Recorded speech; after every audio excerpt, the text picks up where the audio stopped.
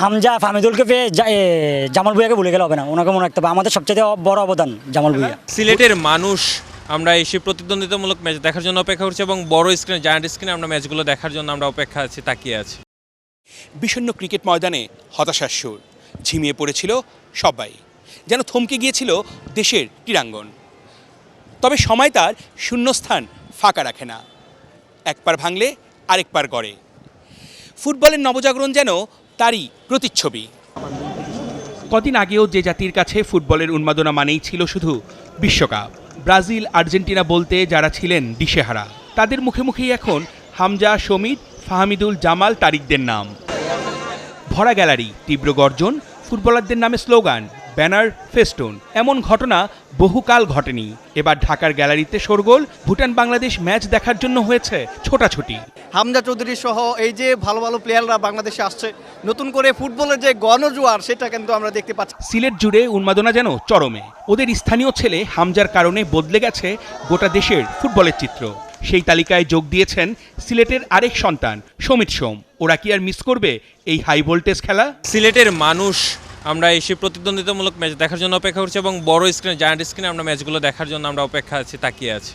ঢাকা সিলেট হয়ে উন্মাদনা ছুঁয়ে গেছে চট্টগ্রামকেও। চট্টলার ফুটবল ভক্তরাও চোখ রেখেছেন খেলার মাঠ থেকে চায়ের টং দোকান, সব জায়গায় ফুটবলকে নিয়েই চলছে আলোচনা। মনে হচ্ছে যে আমাদের ফুটবলটা ঐতিহ্যটা ফিরে আসবে। আমরা শুধু হামজা ফাহমিদুলকে পেয়ে জামাল ভুঁইয়াকে ভুলে গেলে হবে না, ওনাকে মনে রাখতে হবে। আমাদের সবচেয়ে বড় অবদান জামাল ভুঁইয়া।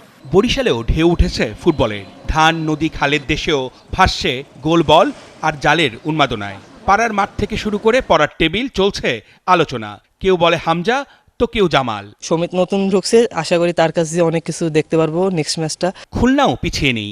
কে গোল মিস না করলে ভালো হতো, কার পাস হতে পারত আরেকটু নিখুঁত, সে নিয়েও চলছে ধুন্দুমার আলাপ। পুরনো যে ঐতিহ্য ছিল, যে জোয়ার ছিল, সেই জোয়ারটা ফিরে আসবে।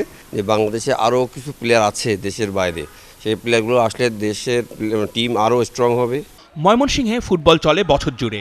ব্রাজিল আর্জেন্টিনা নিয়ে নয়, এবার ওরা লাল সবুজের জন্য তুলবে গর্জন। মাঠের লড়াইয়ে জামাল, তুপু, রাকিবরা ছিনিয়ে আনবে জয়, সেই স্বপ্নেই যেন সবাই বিভোর। আমরা যদি ভালো একটা খেলা দেই, আমার মনে হয় বাংলাদেশ জিতবে ইনশাল্লাহ।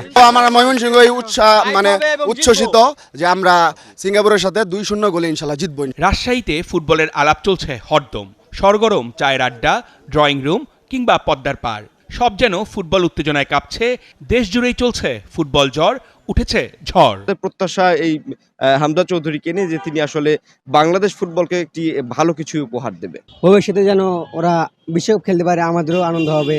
গোটা দেশের মতো রংপুর জেলা পরিষদে বিগ স্ক্রিনে দেখা যাবে খেলা। প্রতিটা জেলা উপজেলা থেকে ছুটে আসবে ফুটবল প্রেমীরা।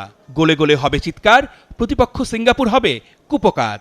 পুরনো ফুটবলকে নতুন রূপে, নতুন মোড়কে আমরা দেখতে চাই। বহুদিন পর বহু বাধা ডিঙিয়ে 7 সমুদ্র আর 13 নদী পেরিয়ে এমন আনন্দের সময় পেল বাংলার ফুটবল। এবার এই আনন্দটাকে দীর্ঘমেয়াদী করার পালা। হামজা, ফাহমিদুল, শমিতদের সাথে তপু, রাকিব, মোরসালিনরা তৈরি। সামনে চ্যালেঞ্জটাও বড়। পায়ে পায়ে উঠবে ছন্দ। এই জাতীয় স্টেডিয়াম থেকেই ফুটবলের উন্মাদনা ছড়িয়ে পড়বে গোটা বাংলায়। তৈরি ফাহমিদুল, হামজা, শমিত, রাকিব, মোরসালিনরা। চ্যালেঞ্জটাও বড়। বাংলাদেশ সিঙ্গাপুর ম্যাচ নিয়ে উন্মাদনা শেষ বাঁশি বাজা পর্যন্ত। অর্ণব বাপি, 71, ঢাকা।